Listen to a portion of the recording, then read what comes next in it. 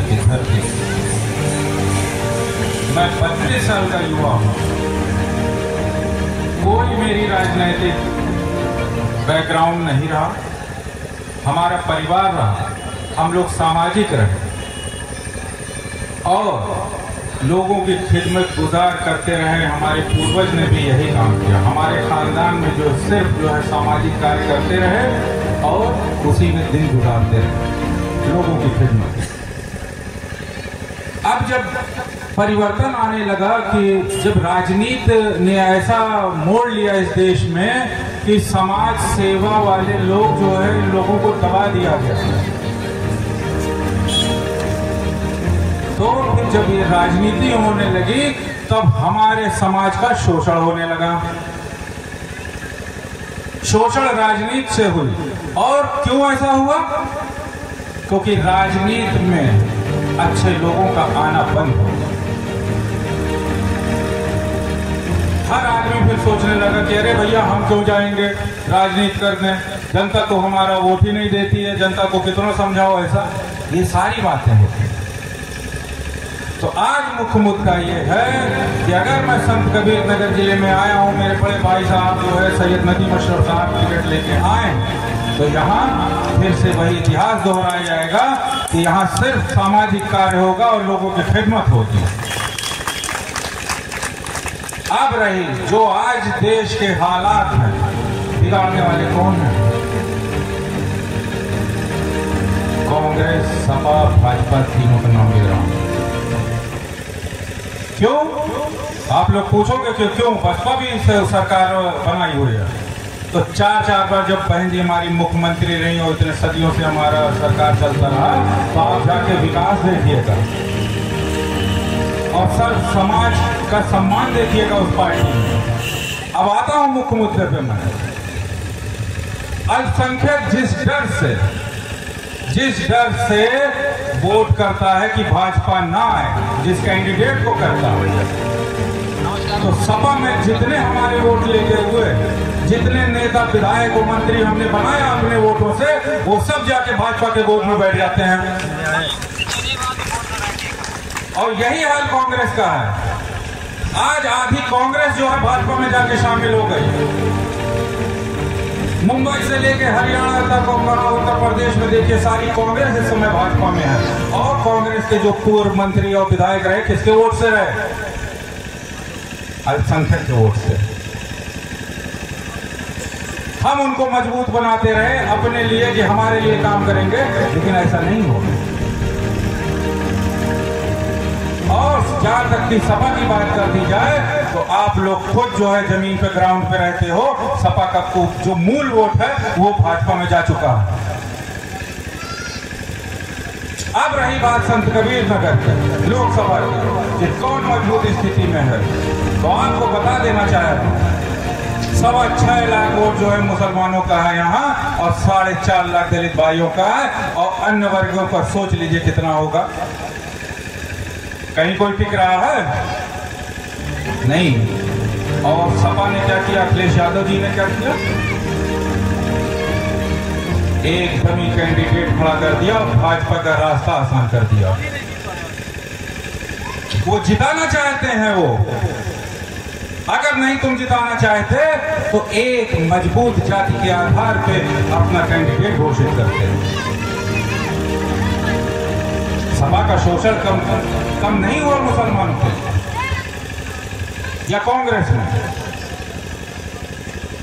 सपा में तो ये तक हुआ है कि आपको बता दूं, जब ये हमको भाजपा वाले बी टीम और सपा ये कहती है बी टीम है, तो मैं जवाब यही देता हूं, आप लोग को भी यही जवाब देना कि आज सपा में मुसलमान और संख्यक के वोट के बदौलत तुमने सन 90 से आज तक सरकार बनाई, और आज जेल में कौन है? कौन जेल में? जितने मुसलमान मंत्री रहे और विधायक रहे, यहां तक कि आजम खां की बेचारी वाइफ जेल में है। नाम गिना दे रहा हूं, आजम खां साहब जेल में है, उनका बेटा अब्दुल्ला जेल में है, उनकी वाइफ जेल में है, नाहिद हसन जेल में है, इरफान सोलंकी कानपुर के विधायक जी जेल में है। क्या भैया जो मुसलमानों का जो वोट लेके तुमने सरकार बनाई, क्या यही सारा गुनाह किए थे? यही गुनाह किए थे कि जेल में आ जाके बैठे। तुम्हारे और लोग मंत्री नहीं थे क्या? या तुमने कोई घोटाला नहीं किया था? तुमने सब कुछ किया था, लेकिन बलि के बकरा जो है हमारे मुसलमान अल्पसंख्यक भाई बनाए थे। और फिर हमारे वोटों को, हमारे लोगों को गुमराह करते हो और इज्जत और सम्मान की बात करते हो। कल का बस्ती का GIC ग्राउंड खचाखच भरा था। हमारी पूर्व मुख्यमंत्री बहन जी के स्टेज से 32 साल के युवक को और हमारे प्रत्याशी सैयद नदीम अशरफ साहब को, एक मुसलमान होने के नाते अब सोच लीजिए कितनी इज्जत है कि मैं उसे भरी मंच पे जो मैं वहां खड़ा हुआ था और उनसे रूबरू था और अपनी बात उस मंच से मैंने 1 लाख भीड़ कर लिए अपनी बात पहुंचा दी। और भी बता दे रहा हूं आपको, साफ हो जाएगा कि कौन इज्जत करता है। यही के एक नेताजी हैं, मुसलमान हैं। एक पप्पू निषाद का मंच था, उनको नीचे बैठा दिया गया। अरे मेरा दिल दुखता है। मैं कहता हूं ऐसे लोगों से कि तुम हमारे पास आओ। आज हमारे पास होते तो कल कितना सम्मान मिलता बहन जी के मंच से तुमको। और एक कैंडिडेट का छोटा सा मंच हो, तुमको नीचे बैठा दिया वहां पे, तो दिल उसका दुखेगा जो आपको अपना भाई मानेगा। और रही बात जानकारी और दे दूं, आप सब लोग फेसबुक सोशल मीडिया यूज करते हो। सपा का जो कैंडिडेट घोषित हुआ है पप्पू निषाद जी, उनके बारे में सिर्फ हमारे कुछ 4-5 बच्चे लिखते रहते हैं पोस्ट। अन्य बिरादरियों का उनके पास वोट नहीं है, न कोई फॉलोइंग होते। इनको गुमराह करते हैं। और बता दे रहा हूं, संत कबीर 1.5 लाख निषाद भाई हैं हमारे। ऊपर से एक हमारे भाजपा से परवीन निषाद जी लड़ रहे हैं, सपा से पप्पू निषाद जी लड़ रहे हैं। अब सपा इस बदौलत बैठी है कि अरे मुसलमान वोट देगा, मुसलमान के बदौलत जीत के संसद भवन पहुंच जाएंगे। और पप्पू निषाद जी ये सोच के बैठे हैं कि जैसे मुसलमानों का वोट लेंगे तुरंत 50 करोड़ में भाजपा से बिक जाऊंगा मैं और भाजपा में चला जाऊंगा। फिर यही प्रत्याशी घोषित हुए हैं, ऐसे लोगों को जो है चुनना पड़ेगा। और कतई भयभीत नहीं होना, मैं खुल के बता रहा हूं।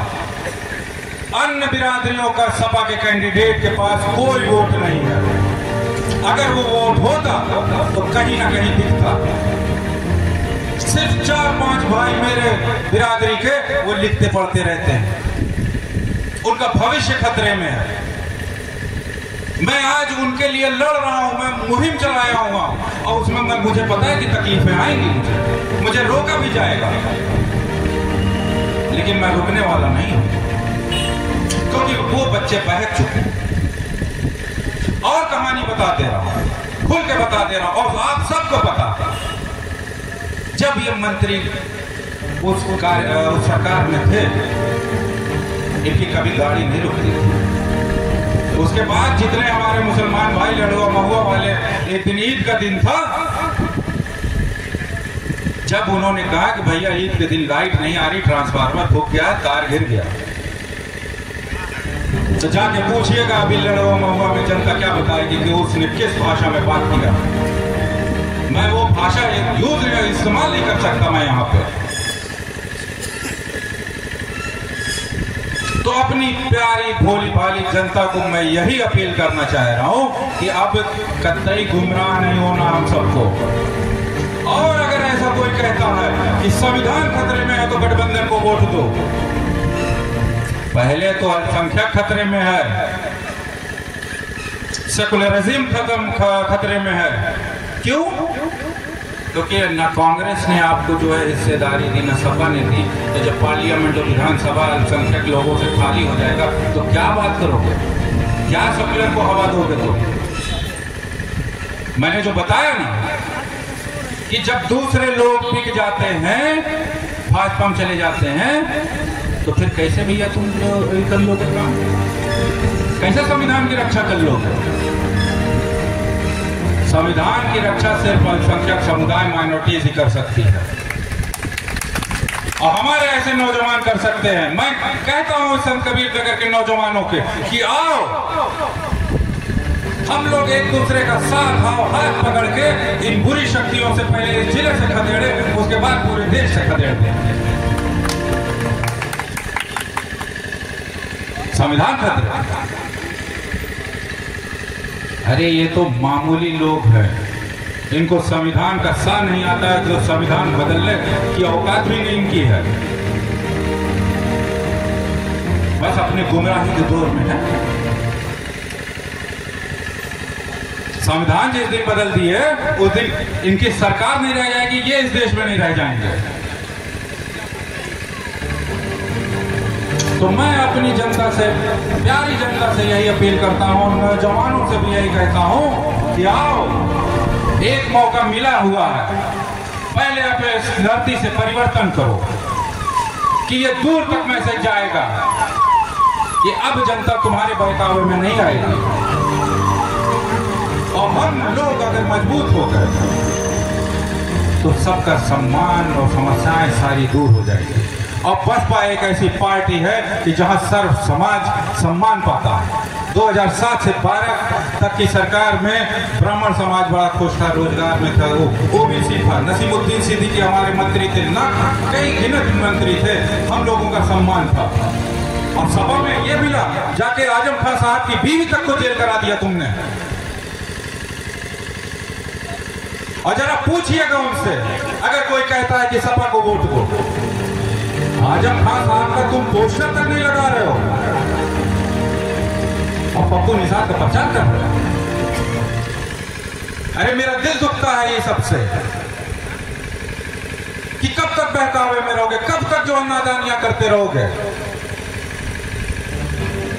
मैं आवाज उठाता था कि